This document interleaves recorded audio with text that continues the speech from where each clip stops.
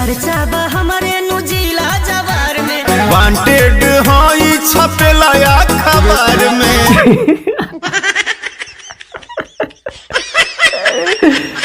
देख लो अपना लाइफ में हम पहली बार सुन ले बनी कि कोनो वांटेड खुदे कहता वांटेड होई छपेला खबर में। आर यू कॉमेडी मी? हथियार का परवाह नहीं करते हैं, तुम्हारे किसी यार का इंतजार नहीं करते हैं, क्योंकि हमारे गली में कुत्ते की एंट्री बैन है। अरे क्या बात कर रहे हो भैया? तो उसी गलिया में आप दोनों क्या कर रहे हो?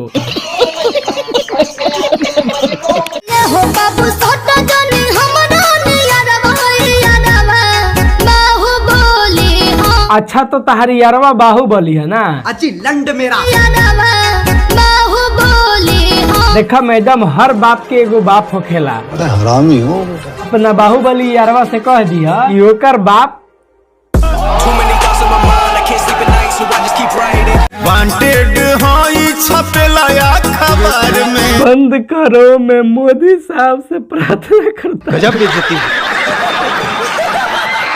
चलो भैया, आज के इस वीडियो को यहीं पे खत्म करते हैं। ये वीडियो सिर्फ इंटरटेनमेंट के लिए बनाया गया था। तो ये वीडियो आपको कैसा लगा कमेंट करके जरूर बताइएगा। चैनल पे नए हैं तो चैनल को सब्सक्राइब करके वीडियो को लाइक कर दीजिएगा। फेसबुक पेज पे देख रहे हैं तो पेज को फॉलो कर लीजिएगा। तो चलिए मिलते हैं अगले वीडियो में, तब तक के लिए बाय बाय।